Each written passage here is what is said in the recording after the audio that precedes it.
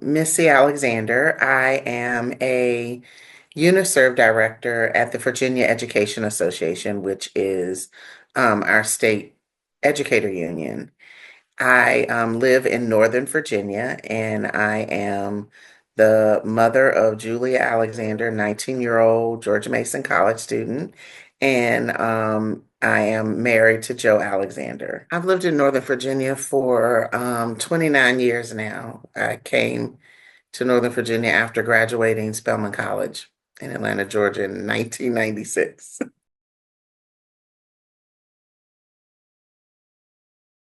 Paid leave is aligns with healthcare.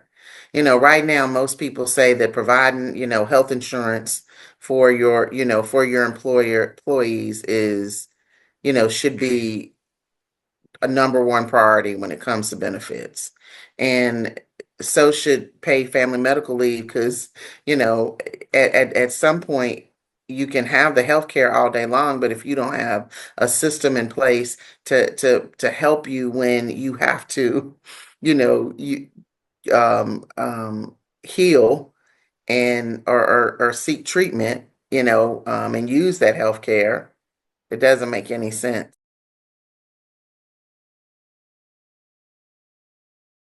My personal and professional value is um, number one, honesty and integrity, respecting all people and understanding our purpose for to um, help each other and be there for each other.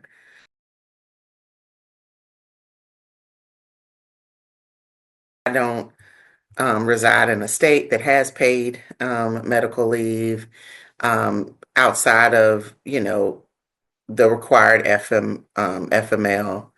And so my primary experience has been when my daughter Julia was diagnosed with brain cancer in 2014. I got sick because I had to stop work immediately on December 14th when she was rushed to the emergency room and had to be diagnosed.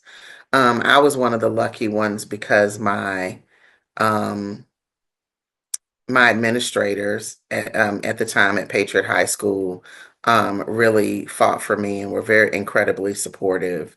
So I was able to take a leave of absence and be on, FMLA. One of the most poignant moments that I had was, maybe 2 days into my daughter, being diagnosed, and I'm standing in the hall outside of the PICU talking to whoever it was in HR, and that person wasn't the warmest, ironically, because you would expect HR to always be warm. And she, basically told me exactly what I just said about the requirements, for the year. Well, you may not be able to you're not going to get it because, and I'm thinking, are you telling me that I'm going to lose my job, and my kid is like on death's door right now. I'm telling you, I just told you she had a 10 centimeter brain tumor, and she was like, well, that's just what the rule is. I mean, she was very matter of fact, and I just burst into tears. And I wasn't one to I wasn't falling apart every 5 minutes. So like that was one of the two moments, in a couple weeks, in those 2 weeks of the initial diagnosis that I actually, broke down. And a nurse came by and got her off the phone. And then when I told my managers about it, they made calls and everything worked out. But I know that's not the case for everyone. So so I was able to still, keep my job until I officially said, okay, I'm not going to be able to come back for the next school year, because of, you know, it took she was in treatment for 2 years. But if I would have had paid medical leave, that wouldn't have been an issue. And of course, when all that happened, I used all of my sick leave. I would have still maintained my sick and my personal leave or whatever for whenever I came back. It would have been so much different.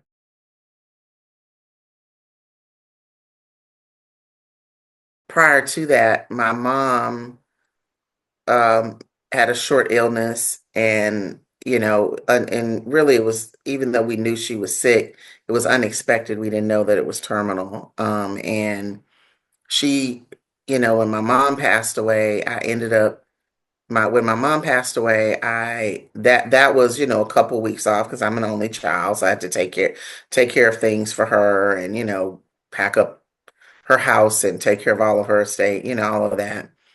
And then so that was time off. And then I also and this was like 5 years or 6 years before, 5, 6 years before Julia was diagnosed.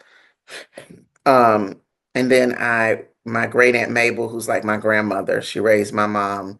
She was in her late 80s, so I became the caregiver of her, and she moved in with us, and she was with us for almost 13 years until 2021 when she passed away at like 99. So like uh when I got Aunt Mabel, maybe a year later, she got really ill, and was out for 3 weeks and, all of that. Well, during that time, I was working in Fairfax County, and they are, have great benefits. However, again, not having paid family leave, of course, I had to take off and on a lot, even when she was in rehab, to be there for her during her doctor's appointments, she was in the critical care unit for 2 weeks, just a lot of different, naturally different reasons. So I ended up running out of my leave. So I had to take a cut of my paycheck for over $500 because between my mom's death and then this, I ran out. So I had to take a pay cut um, of like $500 every month because in Fairfax you're paid in a monthly, and in order to like make up for the loss of pay or the leave without pay, and that went from like January until all the way through the summer. So that was a huge hit on our family. So that was the other experience that we had as well when I had to be off, or and that wasn't even an FMLA like a long. It was just intermittent times that I had to care for her.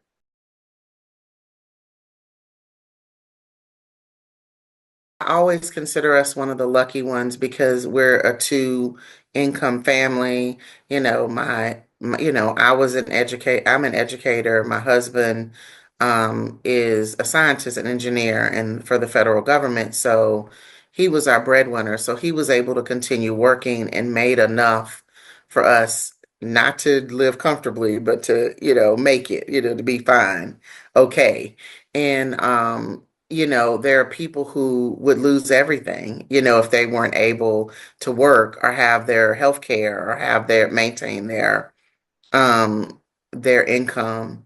And but even with us, it's taken, I mean, she was diagnosed going on 11 years ago, and then it's been 15, 16 years since my mom passed, and I also became a caregiver, to my Aunt Mabel, which was around the time, obviously, that took all of that took a huge toll on our finances, and we're just now recovering in the last couple of years um, from that. And I will stress again that we were among the lucky because of advantages with the two income household, and all of that.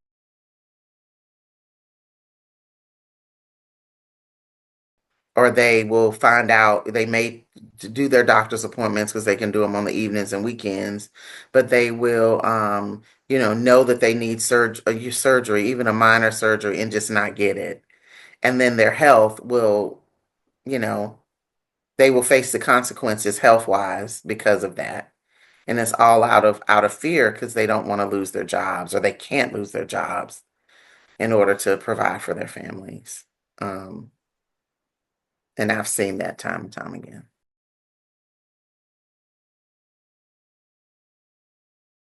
An illness of any kind, or even an elderly relative who may not be ill but just needs to be cared for, any of that can like um be catastrophic financially to a family. So, that and within itself is what is the, effect to thriving families, because you can work hard all day long and then would be spinning your wheels, um, you know, as a working individual, because because of the this one illness, and not having, again, the systems in place um